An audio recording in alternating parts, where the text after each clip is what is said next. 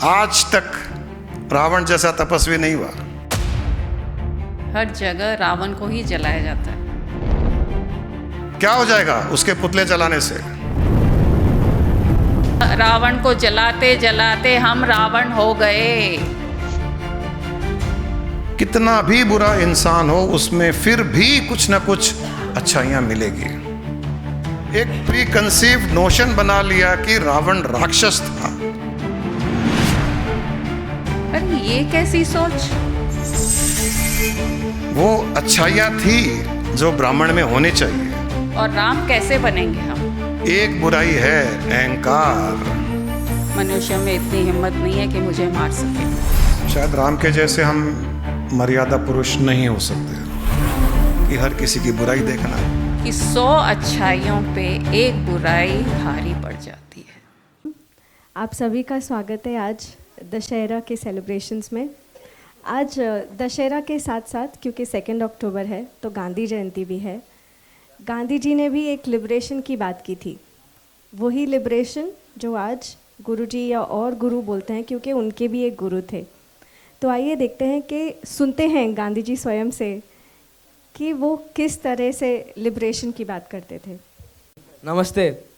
The best way to find yourself is to lose yourself in the service of others.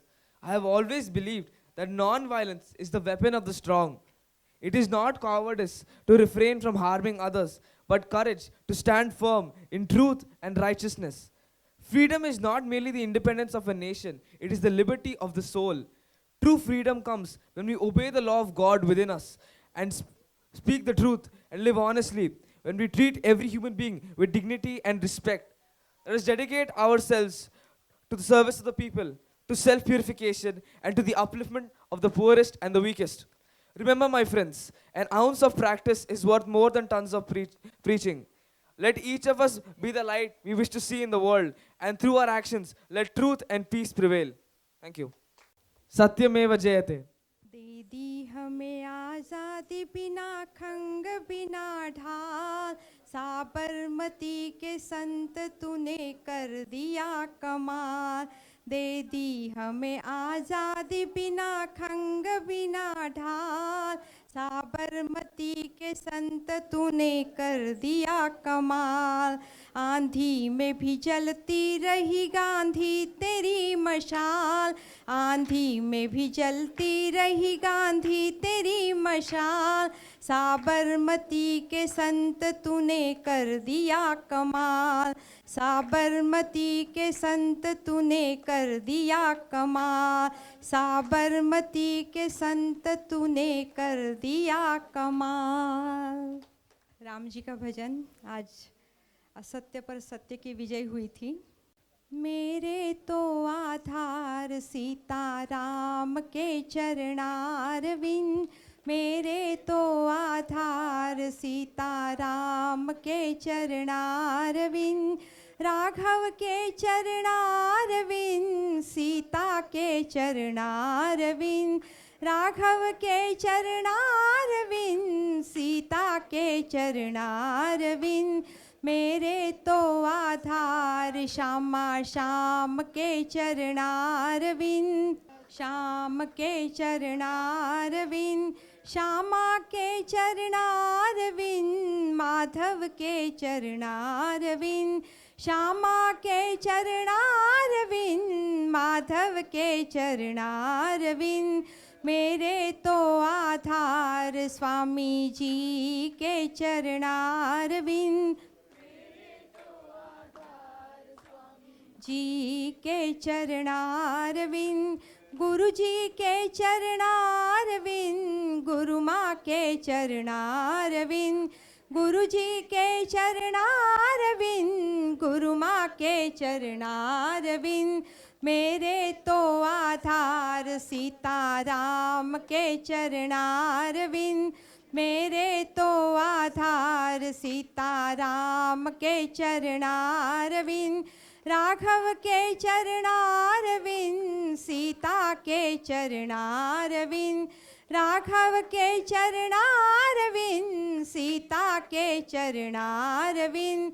मेरे तो आधार श्यामा श्याम के चरणारविंद, मेरे तो आधार श्यामा श्याम के चरणारविंद, श्यामा के चरणारविंद, माधव के चरणारविंद, श्यामा के चरणारविंद, माधव के चरणारविंद, मेरे तो आधार स्वामी जी के चरणारविंद, मेरे तो आधार स्वामी जी के चरणारविंद, गुरु जी के चरणारविंद, गुरु माँ के चरणारविंद, गुरु जी के चरणारविंद, गुरु माँ के चरणारविंद, मेरे तो आधार सीताराम के चरणारविंद, मेरे तो आधार सीताराम के चरणारविंद, मेरे तो आधार श्यामा श्याम के चरणारविंद,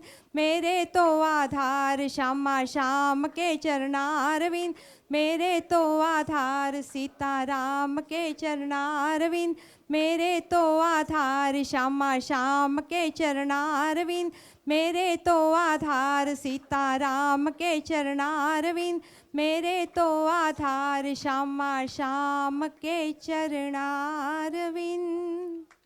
जय रघुनंदन जय सिया राम, जय रघुनंदन जय सिया राम, हे दुख भंजन तुम्हें प्रणाम, हे दुख भंजन तुम्हें प्रणाम, जय रघुनंदन जय सिया राम, जय रघुनंदन जय सिया राम, जानकी वल्लभ तुम्हें प्रणाम, जानकी वल्लभ तुम्हें प्रणाम, जय रघुनंदन जय सिया राम, जय रघुनंदन जय सिया राम, दशरथ नंदन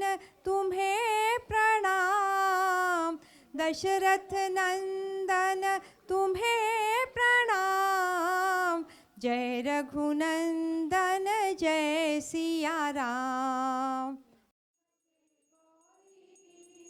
नारायणी नमोस्तुते, ओम शरणागत दीनार्ता, परित्राण परायणे, सर्वस्यासि हरे देवी, नारायणी नमोस्तुते, ओम सर्वस्वरूपे सर्वेशे, सर्वशक्ति समन्विते,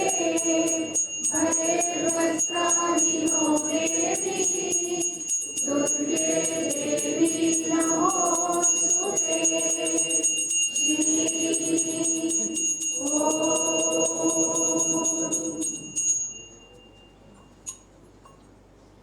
ब्रह्मा विष्णु सदाशिवाय, हर हर हर हर महादेवाय, ब्रह्मा विष्णु सदाशिवाय, हर हर हर हर महादेवाय, जय गुरु ओंकारा, हर हर जय गुरु ओंकारा, ओम जय गुरु ओंकारा, हर हर जय गुरु ओंकारा, ओम गुरु ओम गुरु ओम गुरु ओम गुरु ओम गुरु ओम गुरु ओम गुरु ओम गुरु ओम, सच्चिदानंद नंद गुरु ओम, सच्चिदानंद नंद गुरु ओम, गुरु ओम गुरु ओम गुरु ओम गुरु ओम गुरु ओम गुरु ओम गुरु ओम गुरु ओम, सच्चिदानंद नंद गुरु ओम, सच्चिदानंद नंद गुरु ओम।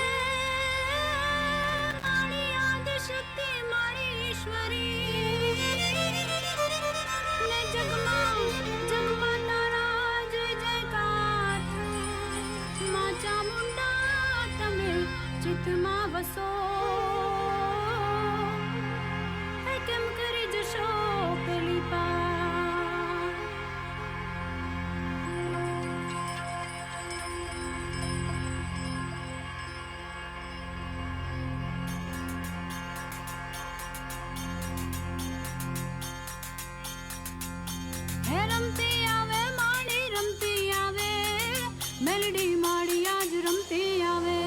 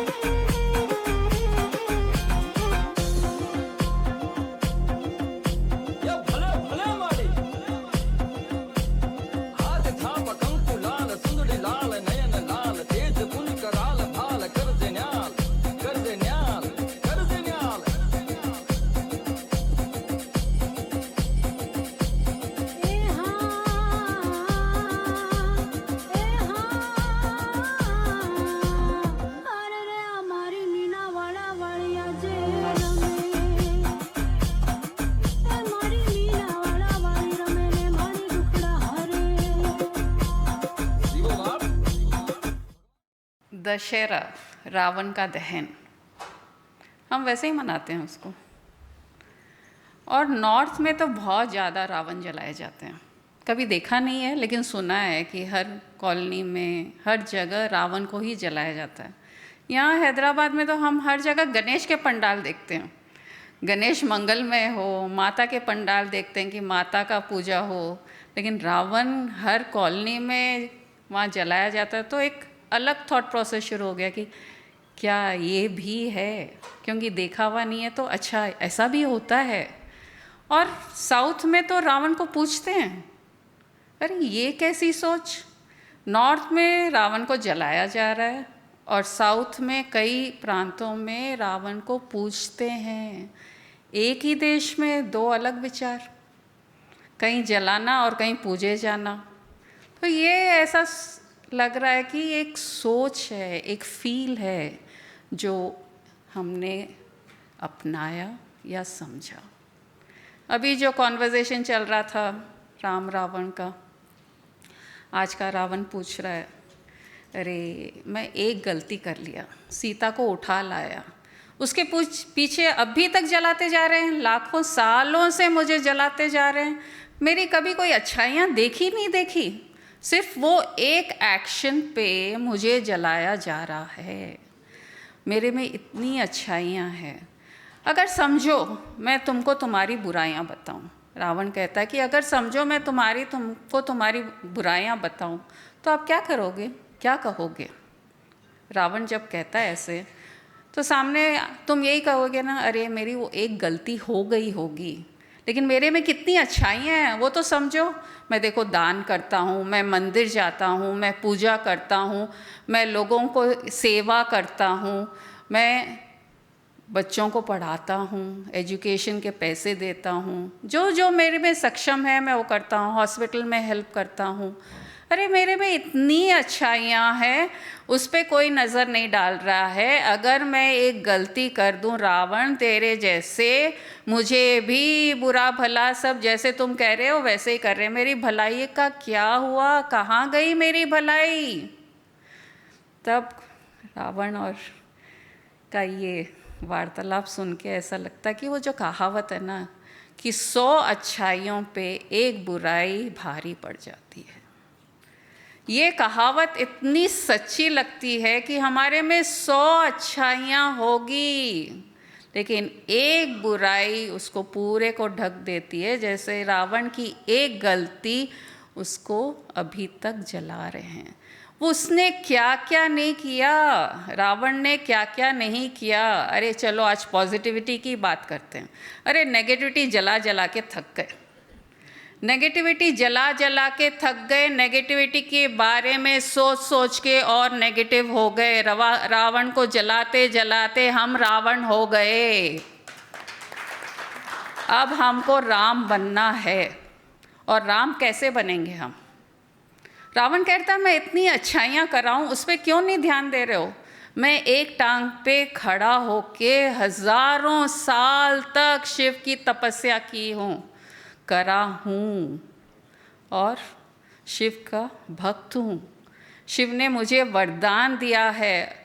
रावण के 10 सिर कहाँ से आए? कभी सोचा है आपने?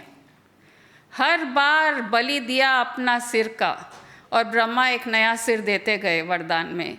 फिर काटा, फिर ब्रह्मा ने एक नया सिर दे दिया। उसके तप, उसका साधना में इतनी शक्ति थी कि वो बार बार अपना सिर अहंकार काटता जा रहा है, और ब्रह्मा जी एक एक सिर लगाते जा रहे हैं।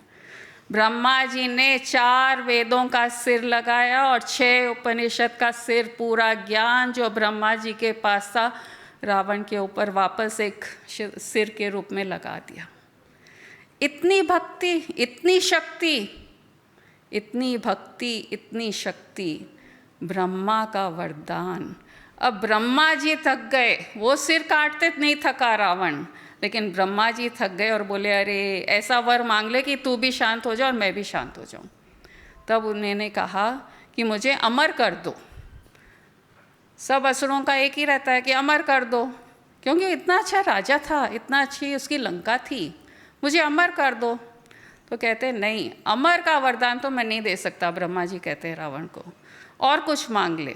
ठीक है, तो मुझे मरना है तो सिर्फ मनुष्य से मरूं। अरे ये क्या वरदान मांग रहे? ब्रह्मा जी बोल रहे हैं रावण को, मनुष्य से मरना, कभी भी मनुष्य मार सकता है, मनुष्य में इतनी हिम्मत नहीं है कि मुझे मार सके। जानवर से मांग लेता, और कोई असुर, राक्षस, देवी देवता, ये लोग कोई मुझे कुछ नहीं कर सकते हैं, और मनुष्य तो एकदम ही नहीं कर सकता, इसलिए मैं अमर हो जाऊंगा। इसलिए ऐसा वरदान ब्रह्मा जी कहते हैं तथास्तु। और रावण को ये अहंकार वहाँ से शुरू हुआ। सिर काटते काटते इतना ज्ञान मिल गया, इतना ज्ञान भर गया उसके सिर में। अभी जो डांस हुआ ना, शीतल जी ने किया, सिर पे ही था पूरा, ऐसा लगा कि उसके अलावा ठीक है बॉडी हिल रही है, लेकिन जो बाल, जो सिर हिल रहे थे, ऐसा लग रहा था कि ईगो भी ऐसे ही हमें नचाता है जैसे रावण के 10 सिर उसको नचाए होंगे। ईगो इतना बड़ा एक है कि नचाता रहता है और हम नाचते रहते हैं, उसके सामने कुछ नहीं दिखता। और रावण ने सबकी हेल्प की है, परिवार की हेल्प की है। जो रावण सोने की लंका कहते हैं, तो वहाँ गरीबी तो हो ही नहीं सकती, सब अच्छे खुशी हैं, सब कुछ है। ऐसा राज्य अयोध्या था क्या? नहीं था। आज तक ऐसा राज्य नहीं सुने कि सोने की लंका के जैसा नहीं सुने हम। तो रावण बहुत अच्छा था। एक बुराई, एक वासना, और वो भी कहाँ से शुरू हुई? कहाँ से शुरू हुई? सुन सुन के साउंड, जो अभी आप हीलिंग सुने हैं ना, साउंड, ध्वनि, किसी ने उसके कान भरते गए। ये साउंड का कमाल है, ये नेगेटिविटी क्रिएट करता है। यहाँ साउंड हीलिंग, साउंड इंस्ट्रूमेंट से था, वो शब्दों से हमारे कान में नेगेटिविटी भरती जा रही थी, उसकी बहन भरती जा रही थी, तो वासना जाग गई। वासना भी ऐसी जागी कि उसने सीता को हाथ नहीं लगाया, वो मर्यादा भी रखा उसने।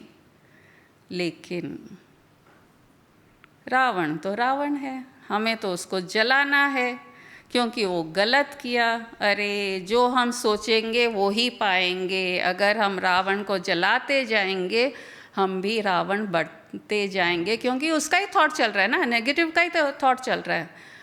अब आज से पॉजिटिव सोचते जाइए। गुरु यही कहता है कि सब में कमियां हैं। कौन सा इंसान है जो 100% परफेक्ट है? कोई है? सब में कमियां हैं, और हर में कोई ना कोई अलग अलग तरह की कमी है। अगर एक दूसरे से हम कमियां दिखाते गए, तो वो कमी हमारे अंदर भी आ जाती है, और हम भी उसको रिएक्ट करने लग जाते हैं। जो नहीं थी हमारे पास, वो भी आ जाती है। तो कमियों पे ध्यान मत दीजिए, उसको दबे ही रहने दीजिए। पॉजिटिविटी को इतना उठाइए, इतना उठाइए, इतना उठाइए कि नेगेटिविटी सोचे अरे मैं कहाँ आ गई, गलत जगह आ गई, कि यहाँ तो मेरी पूजा भी नहीं हो रही है, यहाँ तो मेरी आरती भी नहीं हो रही है, यहाँ तो सिर्फ पॉजिटिव है। पूर्णानंद आश्रम के जैसा। क्योंकि यहाँ स्वामी जी पनपने ही नहीं देते। स्वामी जी का एक ही कॉन्सेप्ट था हमारे गुरु का, अरे नेगेटिविटी ठीक है ना, भूल जाओ, गुरु ज्ञान, गुरु प्रॉक्सिमिटी, ये पॉजिटिविटी बढ़ाती है।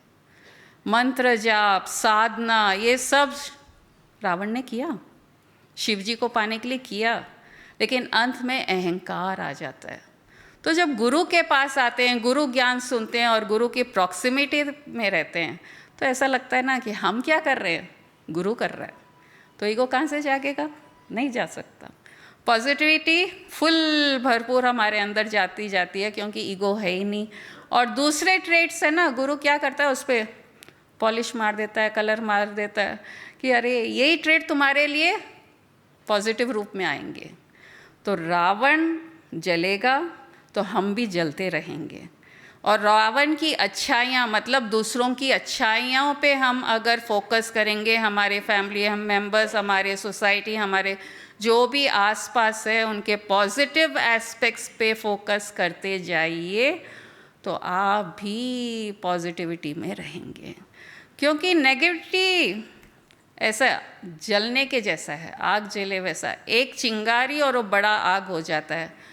पॉजिटिविटी को बढ़ाना पड़ता है, बहुत मुश्किल से वो ऊपर चढ़ पाती है, क्योंकि कोई उसको पानी ही नहीं देता।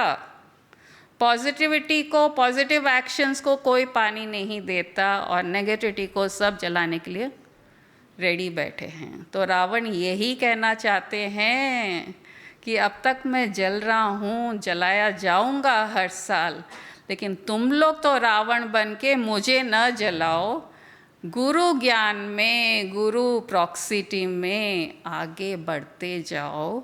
और इसका रिजल्ट भी तो हम देख रहे हैं ना, लाइफ यहाँ जो भी आ रहे हैं सब एक ही चीज़ कर रहे हैं, लाइफ बहुत चेंज हो गई, आउटलुक चेंज। अरे हम क्या करें, कुछ अलग खाना खिलाए क्या आपको, कुछ अलग प्रसाद दिए, कुछ अलग आइटम्स दिए, साउंड हीलिंग कराए, मेडिटेशन कराए, वो सब टाइम पास। क्योंकि माइंड को हल्का होना है। माइंड अगर हल्का होके पॉजिटिव से भरा जाएगा तो पॉजिटिविटी ही रहेगी। शक्ति माँ, माँ शक्ति साउंड से ही एमिनेट हुई है। तो अब तक हमने जो बिचिंग, जो बुरी बुरी बातें की है, वो भी साउंड है। अच्छी अच्छी बातें करेंगे, अरे अच्छा वो बुरा बोल रहा है, हाँ भाई हम गलत हैं, हम सही नहीं हैं, एक्सेप्ट करो। और उसके लिए बहुत, अरे तुम तो बहुत अच्छी हो, अच्छा हुआ तुमने मुझे मेरी कमियां बता दी, अच्छा हुआ मुझे ऐसा कह दिया, अब मैं ध्यान रखूँगी। लेकिन बहुत अच्छा हेल्प मिला तुम्हारी ये बातों से, उसकी नेगेटिविटी को भी एंटासिड के जैसे ख़त्म कर दो। एसिडिटी ख़त्म तो हमारी लाइफ जिंगा लाला हो जाएगी। और जिंगा लाला लाइफ में जो खाओ, जो मिले, फ्राइड आइटम, गुरुजी यहाँ वड़ा भी रखाते हैं, फिर लंच में पूड़ी भी चाहिए, जितने फ्राइड आइटम्स हैं ना यहाँ मिलेंगे, यहाँ कोई रोक टोक नहीं है। यहाँ हेल्दी फूड से ज़्यादा माइंड के लिए जो हेल्दी है वो मिलता है।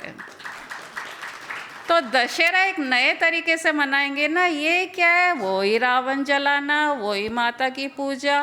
तो आज जो ये नया रूप, साउंड हीलिंग और राम और रावण कि तुमने क्या गलती की, मैंने क्या गलती की, गलतियाँ निकालते रहेंगे तो नेवर एंडिंग सब्जेक्ट है। हाँ तुमने अच्छाई क्या की और तुमने अच्छाई क्या की, वो शुरू कीजिए ना, वो नया स्टोरी शुरू करते हैं। अच्छाइयों की ही बातें करेंगे, जो गलत हो गया जाने दे भाई यार, हो गया हो गया, अब नई बात करो और अच्छी अच्छी बातें करो। हैप्पी दशहरा।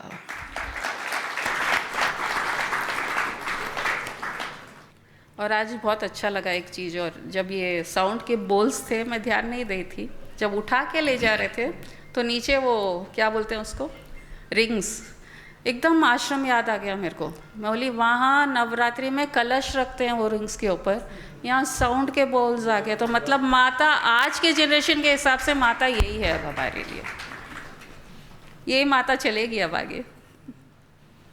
मुझे तो लगा था कि वो भिक्षाम देही करने वाली है। सबके पास जा कर के, और सही भी है, भिक्षाम देही का मतलब है कि वो ज्ञानदीप सबसे अपनी अपनी नेगेटिविटी मांग रही है कि भिक्षा में अपनी नेगेटिविटी दे दो मुझे। भिक्षाम देही। आप सबको दशहरा की बहुत बहुत शुभकामनाएं। भगवान राम का आशीर्वाद आप सबको प्राप्त हो। भगवान राम के बारे में तो सभी को पता ही है, आदर्श पुरुष, मर्यादा पुरुष। उनके जैसा शायद मर्यादा पुरुष आज तक पैदा नहीं हुआ। अभी एक और चीज़ ऐड करना था, मूड में है गुरुजी तो कह देती हूँ। कई बार कहा हुआ है गुरुजी से, उस टाइम राम सीता साथ में नहीं रह पाए ना, अब ये युग में हम राम सीता और मैं आपके साथ हमेशा हूँ।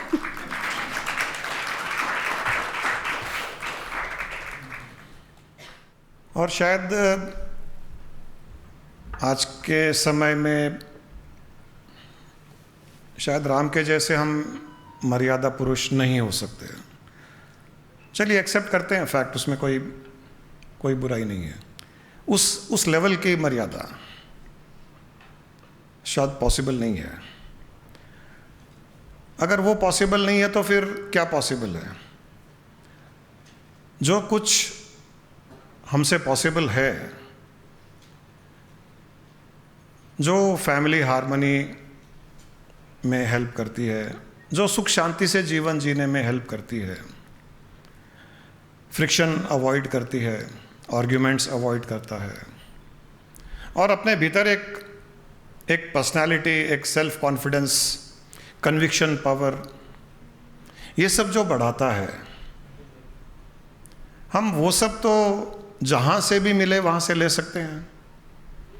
वो राम से हो, रावण से हो, विभीषण से हो, कुंभकर्ण से हो, जिससे भी हो, जहाँ जहाँ से हमको अच्छी बातें मिले वो बातें हम ले करके हम हमारे जीवन को अच्छा कर सकते हैं। हम एक आइडल को फॉलो करना बहुत मुश्किल है, एग्जैक्टली उसके जैसा लाइफ जीना बहुत मुश्किल है। तो हम एक मिक्सचर ऑफ आइडल्स बनाएं। जैसे भगवान दत्तात्रेय थे, 24 गुरु, और 24 गुरु में हर प्रकार का गुरु है। एक क्रोकोडाइल भी है, पक्षी भी है, उसमें मछली भी है, उसमें वेश्या भी है, उसमें धरती माँ भी है। हर प्रकार के गुरु उन्होंने प्रकृति से लिए, उसमें से उन्होंने एक अच्छी बातें ली, बाकी छोड़ दी। उनको जो अच्छा लगा कि इस बात को, इस ज्ञान को जीवन में उतारने से मेरा जीवन अच्छा हो जाएगा, तो उन्होंने वो अच्छी बात वेश्या से भी ली, क्रोकोडाइल से भी ली, पक्षी से भी ली, ईगल से ली, हर ऐसे पक्षी से, हर ऐसे जीव से, स्पीशीज से उन्होंने वो बातें ली जो जीवन में उतार करके भगवान के बराबर का जीवन उन्होंने जिया। हम भी ऐसे कर सकते हैं, हम भी ऐसे कर सकते हैं। भगवान राम के बारे में तो सबको पता ही है कि माता पिता ने कुछ कह दिया, वो 100% मान लिए, शायद आज पॉसिबल नहीं है। उस समय के माता पिता, उस समय का वातावरण, उस समय का युग अलग था, आज का युग अलग है। हमको जो बात अच्छी लगे वो लेनी चाहिए। जो हमको लगे कि ये बात मानने से शायद हमारा फ्यूचर या हमारा जीवन या अपने बच्चों का जीवन शायद हम अच्छे से न जी पाएँ, तो हम उसको डिप्लोमेटिकली हम ना कर सकते हैं, अपनाएं नहीं 100%, कोई ज़रूरी नहीं है। लेकिन जो जो अपना सकते हैं वो अपनाएं, और उसको अपनाने के लिए हर किसी में हमको कुछ न कुछ अच्छाई देखनी पड़ती है। अगर हमको कुछ अपनाना है किसी में भी, किसी से भी, तो हमको उसकी पहले अच्छाई देखनी पड़ती है। मुझे याद है 15-20 साल पहले कोई प्रोग्राम में, उस समय वो ट्विन टावर यूएस में जब ओसामा बिन लादेन के कारण वो गिरा था, वहाँ पे 2 प्लेन जो ट्विन टावर में उसने ब्लास्ट किया था, तो मैंने एक प्रोग्राम में पूछा कि भाई सबसे उस समय तो सबसे खतरनाक इंसान, सबसे बड़ा टेररिस्ट ओसामा बिन लादेन से ज़्यादा उस समय कोई भी नहीं था। तो मैंने प्रोग्राम में पूछा कि आज के दिन में, आज के समय में सबसे बड़ा डरावना टेररिस्ट, सबसे खतरनाक इंसान कौन है? तो सबने यही कहा, ओसामा बिन लादेन। मैंने पूछा कि क्या हम उससे कुछ लेसन ले सकते हैं क्या, उससे कुछ सीख सकते हैं क्या? सबने कहा कि नहीं, ओसामा बिन लादेन से कुछ नहीं सीखना है हमें, वो खतरनाक इंसान है, टेररिस्ट है। मैंने कहा वो टेररिस्ट है, खतरनाक इंसान है, लेकिन उसमें कुछ क्वालिटीज़ है जो वो गलत उद्देश्य के लिए यूज़ कर रहा है, गलत काम के लिए यूज़ कर रहा है। वही क्वालिटी हम अच्छे काम के लिए भी यूज़ कर सकते हैं। क्या ऐसा कुछ हम ओसामा बिन लादेन में देख सकते हैं क्या? किसी ने कोई जवाब नहीं दिया, क्योंकि किसी का दिमाग चल ही नहीं रहा था। हमारी प्रॉब्लम क्या होती है, एक इंसान के बारे में हम जब एक प्री कंसीव नोशन बना लेते हैं कि ये इंसान ऐसा है, ये इंसान ऐसा है, वाइफ हो, हस्बैंड हो, बच्चे हो, पड़ोसी हो, दोस्त हो, हमारे प्री कंसीव नोशंस होते हैं। हम ऑफिस में काम करते हैं, हमारे बॉस हो, कलीग्स हो, जनरली हम प्री कंसीव नोशन बना के रखते हैं कि ये इंसान ऐसा है, और जब उससे डील करते हैं तो उसी प्रकार डील करते हैं। इस प्री कंसीव नोशन के कारण हम उस इंसान में अच्छाइयां नहीं देख पाते हैं। कितना भी बुरा इंसान हो, उसमें फिर भी कुछ ना कुछ अच्छाइयां मिलेगी। तो मैंने कहा कि चलिए मैं बताता हूं ओसामा बिन लादेन की कुछ क्वालिटीज़ जो हमारी लाइफ को तो बहुत अच्छी बना सकती है अगर हम उन क्वालिटीज़ को अच्छे काम में लगाएं। तो सबने पूछा कि बताइए, एक तो बताइए। मैंने कहा उसका कन्विक्शन पावर। आज तक उसके जैसा कोई कन्विक्शन पावर वाला इंसान नहीं हुआ। उसने सोच लिया कि ये करना है तो वो करना है, गलत किया वो गलत था। वही कन्विक्शन पावर अगर हम सही जगह लगाएं तो हमारा कल्याण हो सकता है। सबने कहा कि हाँ बात तो ठीक है। मैंने कहा दूसरा, उसकी प्लानिंग, परफेक्ट प्लानिंग, कोई चूक नहीं। सबने कहा ये भी बात ठीक है। मैंने कहा टाइमिंग,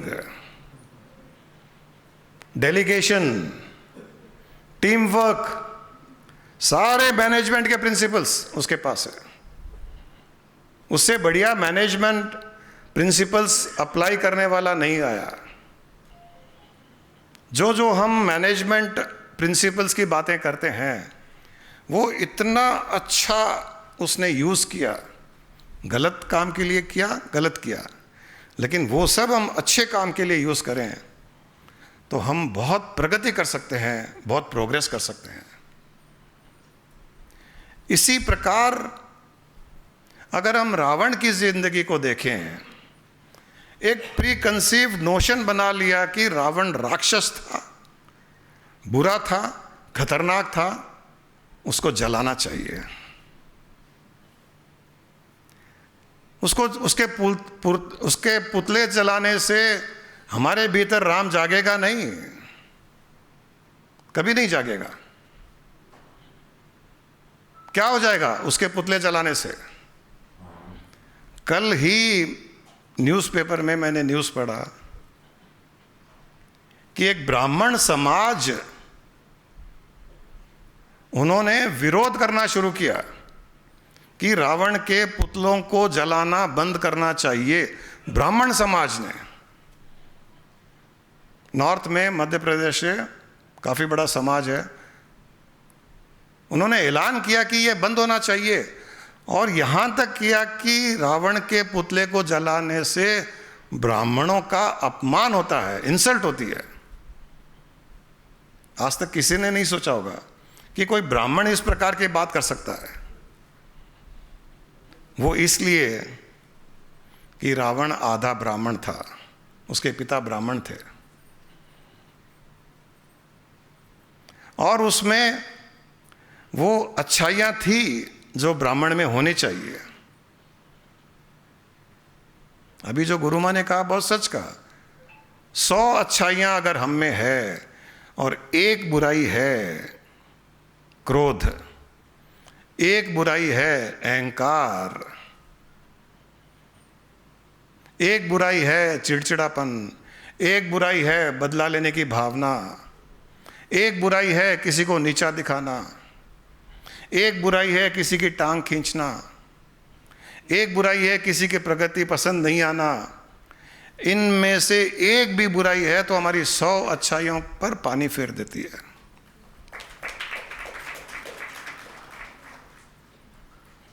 हम सब में अच्छाइयाँ हैं, हम सब में अच्छाइयाँ हैं, लेकिन साथ ही साथ कुछ बुराइयाँ हैं। उसके कारण हमारी शायद अच्छाइयाँ खुल करके सामने नहीं आती है, और लोगों की आदत होती है कि हर किसी की बुराई देखना, जो हम रावण में देख रहे हैं।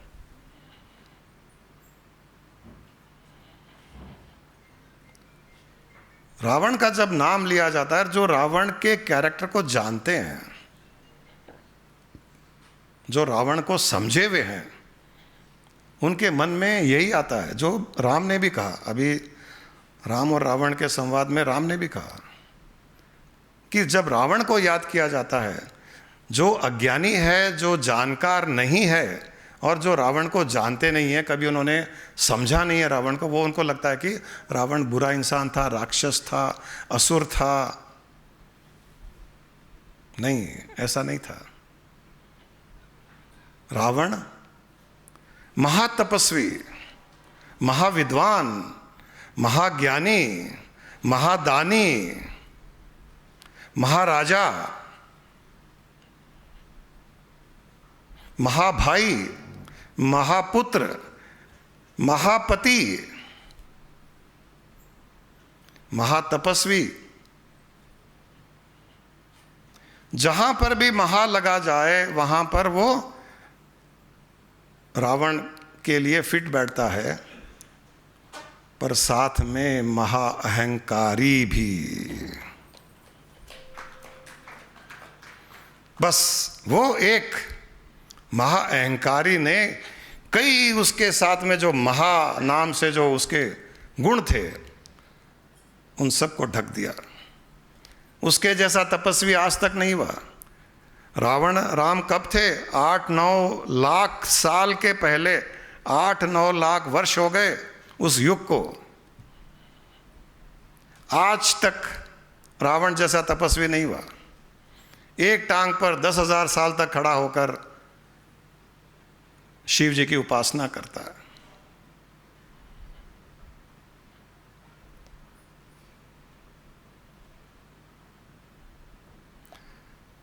इस प्रकार का तपस्वी, और तपस्या तभी हो सकती है जब उसके मन से बाकी सब हट जाए और केवल एक लक्ष्य मन में रहे, तभी इस प्रकार की तपस्या संभव है। हमसे तो 5 मिनट ध्यान नहीं होता है, एक टांग पर तो 1 सेकंड भी खड़े नहीं हो पाते। रावण को जलाने जा रहे हैं। किसी से कहना चाहिए कि एक टांग पर खड़े होकर के रावण को जलाओ, ये गिरेगा पहले, रावण खड़ा रहेगा। एक और था रावण के महासंगीतकार, उस जैसा संगीतकार भी नहीं हुआ आज तक का। वो जब संगीत बजाता था, और संगीत कौन बजा सकता है? महासंगीतकार कौन हो सकता है? जो प्रकृति से प्यार करता है, जिसके भीतर कूट कूट कर शांति भरी हो, वही महासंगीतकार हो सकता है। संगीत हर किसी के बस का काम नहीं है। अगर कोई वीणा बजाता है, कोई और कोई इंस्ट्रूमेंट बजाता है, उसको उस समय बजाने के समय उस लय में लय होना पड़ता है, उस लय में फ्लो होना पड़ता है। मन कहीं और संगीत कहीं, ऐसा नहीं चलता है। अभी जो ज्ञानदीप ने जो साउंड हीलिंग कराया, उसने कहा कि इस साउंड के साथ में आप, उस वाइब्रेशन के साथ में आप फ्लो हो जाइए, आप उसके साथ में मर्ज हो जाइए। उसकी जो वाइब्रेशंस है उसके साथ में जब आप अपनी वाइब्रेशन जोड़ दोगे तो उसका बेनिफिट मिलेगा। और संगीतकार को ये करना पड़ता है। वो घंटों घंटों नहीं, कई दिनों तक वीणा बजाता था और अपने आप को भी भूल जाता था। और उसने तो एक वीणा अपने नाम की बनवाई, एक तार की वीणा उसने बनवाई, उसे रावण वीणा भी कहा जाता है। इतना बड़ा संगीतकार कि उसने एक इंस्ट्रूमेंट तैयार किया।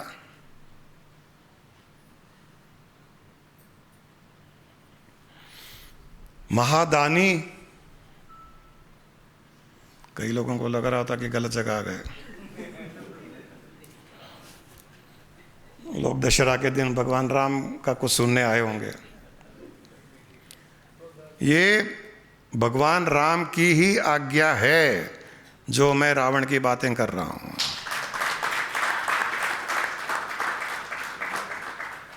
अगर आप इस बात को नहीं मानते तो आप अज्ञानी हो, मूर्ख हो। क्योंकि रावण की मृत्यु के समय भगवान राम ने लक्ष्मण से कहा कि जा रावण से ज्ञान ले। जब भगवान राम अपने भाई लक्ष्मण को कह सकते कि रावण से ज्ञान ले, तो क्या यहां आकर के रावण से ज्ञान नहीं ले सकते हो? तो ये कभी मत मानना कि कोई रावण की अच्छी बातें कर रहा है तो गलत कर रहा है। सुनने की कोशिश कीजिए कि रावण में क्या क्या अच्छाइयां थी। अगली बार आप रावण दहन में जा ही नहीं पाओगे। आपको लगेगा कि अपना दहन कर लो, क्योंकि मैं सही कह रहा हूं, रावण के हम नाखून के बराबर भी नहीं है। एक एस्पेक्ट छोड़ दीजिए, और वो एस्पेक्ट भी जिसके लिए रावण जलाया जाता है उसका सीक्रेट भी अलग है। सीता मां खुद चल करके रावण के साथ में लंका गई थी। रावण तो हाथ भी नहीं लगा सकता सीता को। संसार में कोई पैदा नहीं हुआ जो सीता मां को हाथ लगा सके। रावण क्या लगाएगा? वो रावण को भी पता था, उसने हाथ नहीं लगाया। सीता मां स्वयं चल करके रावण के साथ आई। किस लिए? उसका सीक्रेट है कि वो रावण को मुक्त करना चाहते थे उसकी लंका में। तो सीता माँ वहाँ गई, उनको पता था कि मुझे ढूंढते ढूंढते राम आएंगे और रावण को मुक्त करेंगे उसी के देश में, उसी के प्रदेश में। ये होता है भगवान की करुणा, ये होती है गुरु की करुणा। ये भगवान राम की करुणा थी कि मैं उसी जगह, उसके स्थान में जाके उसको मुक्त करूँगा, बुला करके नहीं। कई गुरु ऐसे होते हैं जो शिष्यों के स्थान में जाते हैं उनकी मुक्ति के लिए, क्योंकि हर शिष्य गुरु के पास नहीं आ सकता। तो गुरु का भी कर्तव्य बनता है कि जो नहीं आ सकते हैं उनके पास जाए, उनके स्थान जाए और उनको मुक्त करे। भगवान राम ने केवल रावण के शरीर को मारा था, परंतु रावण की आत्मा को अपने हृदय में लीन कर लिया था। जब भगवान राम ने रावण को नहीं जलाया, भगवान राम ने रावण को नहीं जलाया, मान सम्मान के साथ में रावण के शव को लंका भेजा कि लंका के लोग विधि विधान से इसका क्रियाक्रम करें।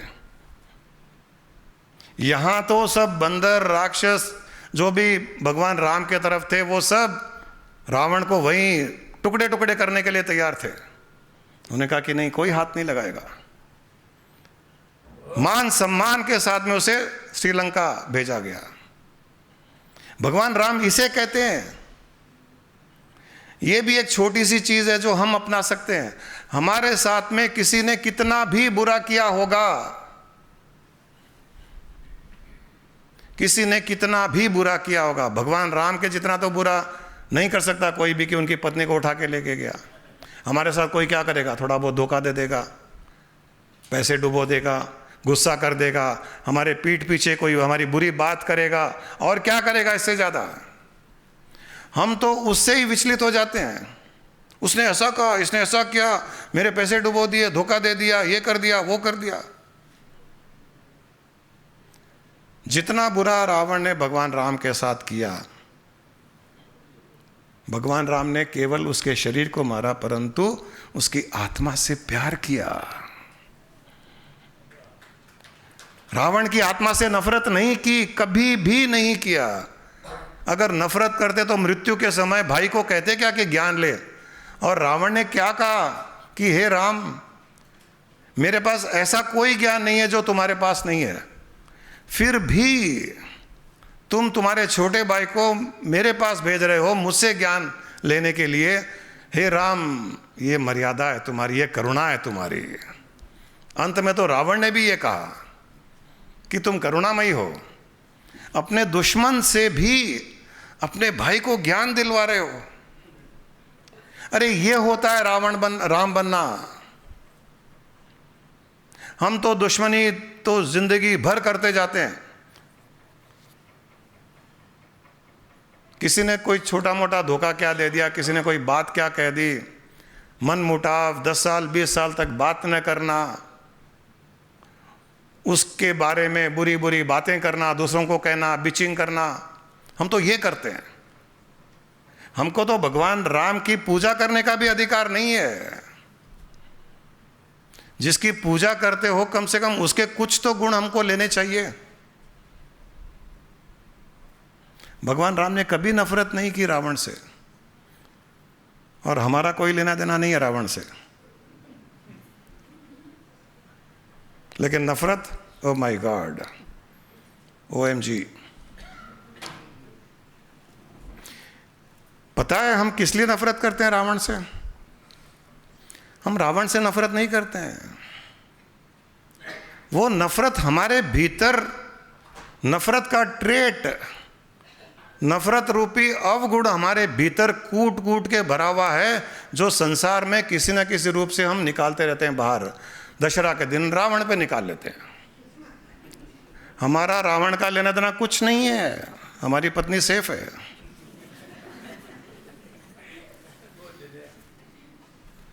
रावण की नजर तक नहीं पड़ी, लेकिन रावण को जलाने जा रहे हैं। और अगर उस पुतले से रावण बाहर आ जाए, आप कल्पना कीजिए क्या हो सकता है। वो 1 लाख 2 लाख 5 लाख 10 लाख में कोई नहीं टिकेगा। अपनी पत्नियों को भी छोड़ के जाएंगे, बोले उसको उठा ले, मुझे छोड़ दे। हम ऐसे लोग हैं, स्वार्थी। सीता को ले गया, इसको भी ले जा, मुझे छोड़ दे। अगर राम पूछे कि तुझे ले जाऊं या इसको ले जाऊं, कोई नहीं बोलेगा मुझे ले जाओ, ले जाओ। हमारा कोई कैरेक्टर नहीं है। जो लोगों ने कह दिया, जो एक प्रथा चल गई, हम उसी में फ्लो होते जा रहे हैं। कोई कैरेक्टर नहीं है। अपना कोई कैरेक्टर होना चाहिए। जो मैंने कहा, महादानी। आपको पता है कुंभकर्ण क्यों सोता था 6-6 महीने तक? कुंभकर्ण भी रावण के जैसा तपस्वी था, भयंकर तपस्या करता था। हमसे तो ये राक्षस ज्यादा बेटर है। मुझे तो लोग कहते हैं गुरुजी ध्यान ही नहीं लगता है, आंख बंद करते हैं, विचार बहुत आते हैं, और घर में राम की पूजा करते हैं और रावण को जलाते हैं, और वहाँ पे हजारों सालों तक वो एक एक टांग पर खड़े हो जाते हैं। सारे तपस्वी थे, मेघनाथ, कुंभकर्ण, सब एक से एक बढ़कर तपस्वी। कुंभकर्ण ने इतनी तपस्या की कि इंद्र की सिंहासन, इंद्र का सिंहासन हिलने लग गया। सबसे डरपोक देवताओं में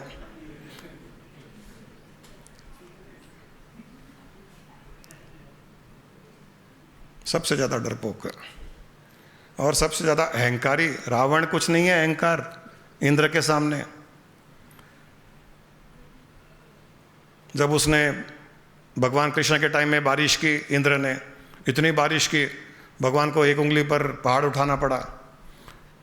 इंद्र तो कृष्ण को भी नहीं देखता है, स्वर्ग का राजा ना, देवताओं का राजा। और कई लोग कहते हैं कि गुरुजी पुण्य कर्म करते हैं कि स्वर्ग चले जाएं। क्या करोगे जाके वहाँ? इंद्र जैसा गंदा इंसान, गंदा देवता, डरपोक, कुछ नहीं रखा है स्वर्ग में। जाना है तो ब्रह्मलोक में जाओ, अपने ब्रह्म स्वरूप को जान करके, अपने भीतर के ब्रह्म स्वरूप को जान करके ब्रह्मलोक में जाओ कि वहाँ से वापस न आना पड़े। और वहाँ पर ये सब कुछ ना है, कुछ नहीं है। तो इंद्र की कुर्सी हिलने लग गई कि अब ये कुंभकर्ण ही था ना, 6 महीने सोता था, सबको मालूम है, मैं टेस्ट कर रहा था। तो कुंभकर्ण ब्रह्मा जी के पास में गया, सरस्वती के पास में गया कि इतनी तपस्या की है, इतनी तपस्या के बाद में उसको इंद्र बनाया जाता है, मुझे अभी नहीं छोड़ना है मेरी सिंहासन। स्वर्ग में बहुत आनंद है, नाच गाना होता है, स्वर्ग भोग योनि है। वहाँ से स्वर्ग अगर जितना पुण्य कर्म करोगे, दान करोगे अहंकार के साथ में कि मैंने इसको 100 रुपये दिए, मैंने गौशाला में ये दिया, मैंने ये किया वो किया, अगर अपने ऊपर लोगे तो स्वर्ग जाओगे, स्वर्ग में भोगोगे, नर्तकियों का नाच देखोगे, फिर यहाँ सुअर की योनि में आओगे। तो इंद्र ने जाकर सरस्वती माँ को किया कि अब ये वरदान मांगने वाला, इसकी तपस्या पूरी हो गई, ये वरदान मांगने वाला है, वरदान में मेरी कुर्सी मांगेगा, तो आप कृपा कीजिए, क्योंकि ये असुर है, ये स्वर्ग पर अगर राज्य करेगा तो सब नष्ट कर देगा। सरस्वती माता सीधी सादी बेचारी बोली ठीक है। तो कुंभकर्ण ने जैसे ही मुंह खोला तपस्या होने के बाद, उसने क्या मांगना था? इंद्रासन, इंद्र का आसन, इंद्रासन। सरस्वती माँ उसके जीभ पर जाके बैठ गई और जीभ को थोड़ा सा मोड़ दी। उसने बोला कि हे ब्रह्मा जी, मुझे निद्रासन दीजिए। इंद्रासन के बदले निद्रासन निकल गया, इसलिए वो अब वहां तो तथास्तु बोल दिया गया। उसने नहीं मांगा निद्रासन, उसने इंद्रासन मांगा। इंद्र डरपोक सरस्वती माँ के पैरों पे पड़ गया, माँ माँ माँ माँ कहने लगा। माँ क्या करेगी बेचारी, बच्चे की बात माननी पड़ती है। जीभ को थोड़ा सा मोड़ दिया, इंद्रासन के बदले निद्रासन हो गया। हम भी ऐसे ही करते हैं, कई बार बोलना चाहते हैं कुछ, बोल कुछ देते हैं। जब जब हम गुस्से में कुछ बोलते हैं ना, तब हमारी जीभ मुड़ जाती है ऐसे। बोलना अच्छा चाहते हैं, निकलता गलत है। इसलिए ध्यान रखें, कभी भी गुस्से में, चिड़चिड़ेपन में, रोष में, क्रोध में कुछ मत बोलिए, वरना आपकी जीभ मुड़ करके उल्टे सीधे वचन निकालेगी बाहर। चुप रहिए, चुप रहिए। जब जब गुस्सा आता है उसका तरीका एक ही है। अनिरुद्धाचार्य भी बोलते हैं कि चुप रहो। गुस्से में कभी भी नहीं बोलना चाहिए। तो यहां इंद्रासन मांगा, निद्रासन दे दिया गया। ये जब रावण को पता चला कि मेरे भाई के साथ में अत्याचार हुआ है, इंद्रासन के बदले निद्रासन दिया गया और ये अब जिंदगी भर सोता रहेगा, रावण को सहन नहीं हुआ। अपने भाई के लिए प्रेम, जो भगवान राम अपने भाइयों को प्रेम करते थे, उसी प्रकार रावण भी अपने भाई को प्रेम करता था। तो उसने ब्रह्मा जी से कहा कि आप मेरी आधी आयु ले लीजिए और इसको वो आयु दे दीजिए जो वो जागा हुआ रहे। वहाँ से ये 6 महीने सोना और 6 महीने उठना शुरू हुआ। वो रावण की आयु थी जिससे वो जागता था वो। तो रावण अपनी आयु भी देने को तैयार हो गया उसको। ये भी दान माना जाता है। अपनी आयु कौन देता है किसको? किसी को नहीं देता। कोई मरता हुआ भी होता है, अपनी पत्नी, पति या कोई माँ बाप या कोई, और भगवान कहते हैं भी तुम्हारी आयु इसको दे दे, तुम चले जाओगे, ये रह जाएंगे। बोले नहीं, क्या करेंगे ये लोग, इनको जाने दो। कोई नहीं देता, एक पल भी नहीं देता अपनी आयु। यहां इसने आधी आयु दे दी।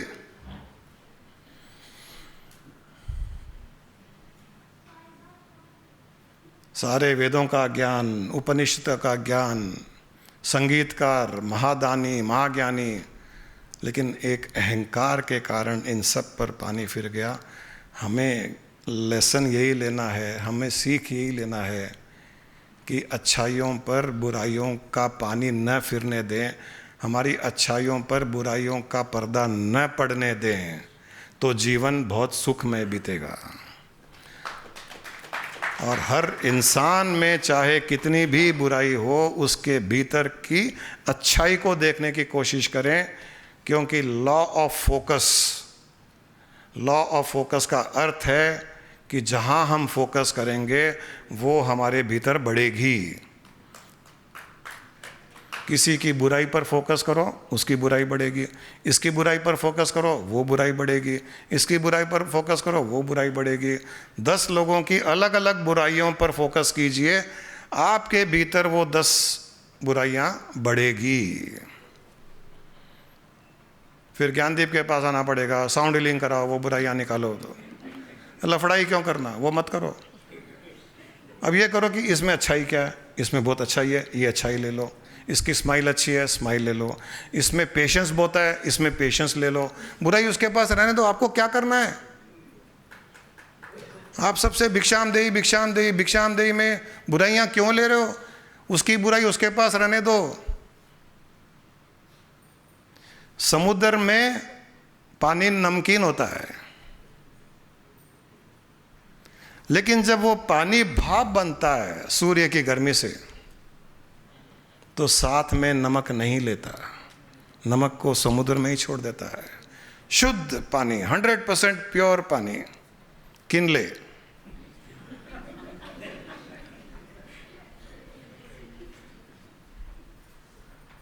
ये संभव है, ये संभव है। ज्ञान के द्वारा ये संभव है कि हम केवल और केवल अच्छाइयाँ लें और नमक आदि गंदगी यहीं छोड़ दें, या जिसके पास है उसके पास छोड़ दें।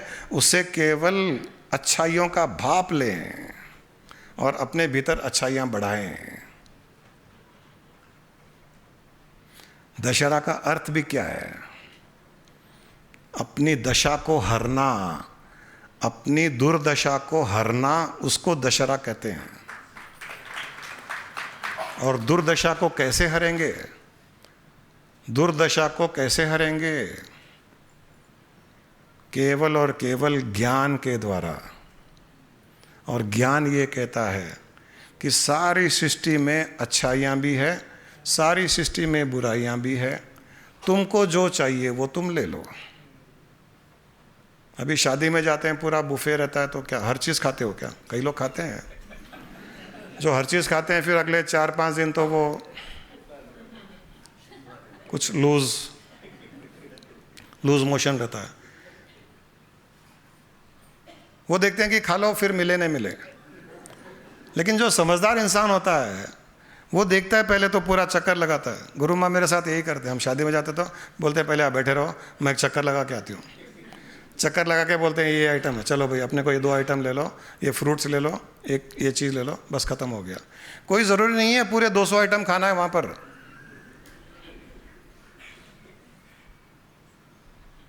तो हमको ज़रूरी नहीं है कि संसार से सब कुछ लेना है।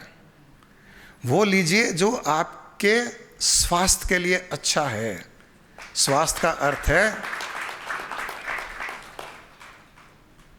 शारीरिक स्वास्थ्य, मानसिक स्वास्थ्य, भावनात्मक स्वास्थ्य और आध्यात्मिक स्वास्थ्य। 4 स्वास्थ्य होते हैं, शारीरिक, मानसिक, भावनात्मक और आध्यात्मिक। 5 कर देते हैं इसको। शारीरिक स्वास्थ्य, वाचिक स्वास्थ्य, वचन जो हम बोलते हैं, वो भी एक स्वास्थ्य है। किसी से जब 100 लोगों से मिलते हैं तो हमको 2-4 लोग बहुत इम्प्रेस करते हैं, यार ये बहुत अच्छी बात करता है और बहुत अच्छे तरीके से बोलता है, ये रुक रुक कर ठहर कर कभी भी गलत बात लूज बात नहीं करता, इसकी जीभ कभी टेढ़ी नहीं होती है कि इंद्रासन के बदले निद्रासन बोल देता है, ये सटीक बात करता है। उस पे फोकस कीजिए, धीरे धीरे आपका वाचिक स्वास्थ्य अच्छा हो जाएगा, आपके वचन अच्छे हो जाएंगे। एक स्वास्थ्य और जोड़ देते हैं, सुंदरता स्वास्थ्य। कई लोग होते हैं ना, बहुत सुंदर अच्छे अच्छे कपड़े पहनते हैं, आज मैंने भी पहने हैं। उनको देखिए, उनको देखोगे तो आपको लगेगा अरे हाँ ऐसे रहना चाहिए ना, ऐसे बाल बिखरे हुए, ऐसे जैसे फटे हुए कपड़े पहन के आ गए, फटे हुए जीन्स पहन के आ गए, वो ठीक है, बुरा कुछ नहीं है, बट कोई ओकेशन पर हम उस पर फोकस करते थे, यार ये अच्छे लगते हैं, कभी भी बाल बनाए हुए रहते हैं, मैं भी थोड़ा ठीक कर रहता हूँ, इनकी ड्रेसिंग बहुत अच्छी रहती है, बहुत ग्रेसफुल रहते हैं। हम उनको देखते तो इच्छा करती है कि उनको एम्यूलेट करें, हम उनको फॉलो करें। तो ऐसे ऐसे लोगों पर फोकस कीजिए जिनकी हेल्थ अच्छी है। मेरी भी अच्छी है, मेरे से छोटे वालों के पेट आए हुए हैं सबके, बड़ी बड़ी तोंद। वैसे उनको फ़ायदा है, कहीं भी जाते हैं उनको लोग नमस्ते करते हैं, ऐसे सामने पेट दिखता है ना। पेट जिनके पेट नहीं है उनको कोई सैल्यूट भी नहीं करता, हमको तो 100 रुपये देने हैं सैल्यूट करवाने के लिए। शारीरिक स्वास्थ्य, वाचिक स्वास्थ्य, मानसिक स्वास्थ्य, भावनात्मक स्वास्थ्य, आध्यात्मिक स्वास्थ्य बहुत इम्पॉर्टेंट है। इनकी अगर हार्मनी क्रिएट हो जाती है ना तो लाइफ बहुत अच्छी हो जाती है। आपको कोई डूज एंड डोंट्स की आवश्यकता नहीं पड़ती है कि ये करूं, ये नहीं करूं, ये बोलूं, ये नहीं बोलूं। सब आपको पता है, कहाँ बोलूं, कितना नहीं बोलूं, क्या खाऊं, क्या नहीं खाऊं, लाइफ कैसी जीऊं, इमोशंस को कैसे कंट्रोल में रखें, स्पिरिचुअल प्रोग्रेस कैसे करें। क्योंकि जीवन का उद्देश्य अंत में क्या है ये तो सबको पता है कि भगवान ने गीता में कहा तुम क्या लाए थे, क्या ले जाओगे, यहाँ का यहीं छोड़ के जाओगे। बातें करने में तो सब एक्सपर्ट होते हैं, किसी से भी ज्ञान पूछ लो, ज्ञान यही देता है क्या लाए थे, कुछ नहीं लाए थे, और खुद भागेगा, अरे अभी माल लेना है, माल देना है, पेमेंट लाना है। माल लाना, माल बेचने में प्रॉब्लम नहीं है, पेमेंट लेने में प्रॉब्लम नहीं है, बट जीवन के उद्देश्य, उसको ही जीवन का उद्देश्य मानना प्रॉब्लम है। केवल पैसा बनाना, केवल नाम करना, समाज में वाह वाह होना, परिवार को टाइम न देना, पत्नी हरदम कंप्लेंट करते रहे, लोगों का काम पड़े तो आप तो रात को 2 बजे उठ के जाते हो और मुझे शॉपिंग जाना हो आधे घंटे के लिए तो बहाने करते हो। बच्चों को टाइम नहीं देना, क्योंकि सबको लगता है कि भाई घर के बाहर बहुत इज्जत है अपनी, किसी को भी घर में इज्जत नहीं मिलती, क्योंकि तुम रहते ही रावण के जैसे हो, घर में राम के जैसे रहो, इज्जत मिलेगी। जो बाहर प्यार देते हो वो घर में दो प्यार, क्यों नहीं देते हो? वो नहीं करते हैं, बाहर बहुत प्यार देते हैं, हर कुछ करने को तैयार है। मैंने देखा है लोगों को, बाहर कोई लेडी से बात कर रहा है, कोई आदमी से बात कर रहा है, 2-2 घंटे तक ओहो वाह सुनते रहते हैं। घर में वाइफ 5 मिनट बोलती है, इसमें तो बस हो गया ना, सुन लिया ना, समझ में आ गया, बस हो गया, चुप रहो। अरे उसको भी तो बोलने की इच्छा करती है बेचारी को, उसकी कौन सुनेगा? वो क्या पड़ोसी के घर में जाके बोलेगी? गणेश जी के जैसे बड़े बड़े कान होते हैं घर के बाहर, घर के अंदर आते हैं चूहे के कान।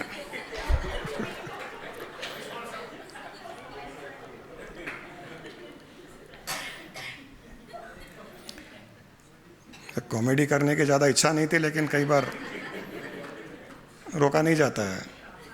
और ये मैं नहीं कह रहा हूँ, बात भगवान राम ही कह रहे हैं, जो कह रहे हैं भगवान राम कह रहे हैं।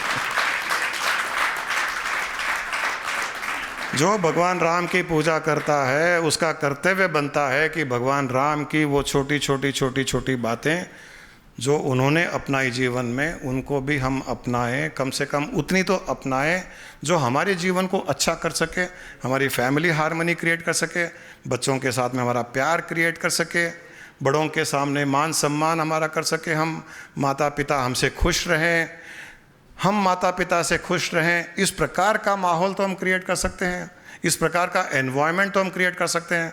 और वो चाहे रावण हो, राम हो, ओसामा बिन लादेन हो, ट्रंप हो, मोदी जी हो, कोई भी हो, उन सब से अच्छी अच्छी बात ले लो और उसको अपने जीवन में उतार लो। बाकी नमक, काली मिर्ची, मसाला सब उन पे छोड़ दो। अजवाइन, मुझे अभी किसी ने एक अच्छी बात बताई थी कि बाबा रामदेव ने कहा कि जब ठंड ज़्यादा होती है तो पानी में अजवाइन मिला के पी लो। तो बोले क्या हुआ? बोले बहुत मज़ा आया। बोले क्यों? बोला पानी में आज वाइन मिला के पिया। बाबा रामदेव ने कहा अजवाइन, इन्होंने सुना आज वाइन, तो पानी में अजवाइन मिलाओ। मैंने पानी में आज वाइन मिला ली। लोग ज्ञान को भी बड़े मस्त से मॉडिफाई करके, अभी मुझे पता है कई लोग यहाँ से जाने के बाद में कहेंगे अरे गुरुजी ने ऐसा बोला, गुरुजी ने ऐसा बोला। चलिए आज के दशहरा के सेलिब्रेशन को तो यहीं समाप्त करते हैं। आज का जो मुझे तो आशा है कि आप सबको राम और रावण के कॉन्वर्जेशन बहुत अच्छे लगे। इन दोनों का बहुत एप्ट और वैलिड कॉन्वर्जेशन था। उस कॉन्वर्जेशन की क्लिपिंग को हम सब ग्रुप्स में डाल सकते हैं। बहुत ज़्यादा अच्छा था। लिखा तो हमने ही था, बोला इन्होंने था। इनकी ज़्यादा तारीफ नहीं करना। हाँ, धो दिया ना, चलो अच्छा है। किसी धोबी ने और किसी को धोया था, आज हमने धो दिया आपको। धोना पड़ता है, धोबी चाहिए हर जगह। राम के समय भी धोबी चाहिए था, यहाँ भी धोबी चाहिए। और कबीरदास जी ने तो कहा है गुरु धोबी सब्बू राम। बोले गुरु धोबी ही होता है और राम नाम सब्बू होता है। इससे हमारा जीवन साफ सुथरा हो जाता है, चित्त स्वस्थ हो जाता है। फिर उस चित्र में जो चित्र हम अंकित करते हैं, उस चित्र के अनुसार ही हमारी प्रगति होती है और अंत में हम उसी में लीन हो जाते हैं। तो हमारे चित्त को साफ करने के पश्चात उस चित्त में केवल और केवल शुद्ध चेतना, शुद्ध आत्मा, निराकार परम चेतना का प्रकाश ही हो हमारे चित्त में, जिससे हम अंत में उस प्रकाश में ही लीन हो जाएं और वो ही दशहरा मनाने का अधिकारी होगा। वो आप सबको फिर से बहुत बहुत धन्यवाद। दशहरा की शुभकामनाएं।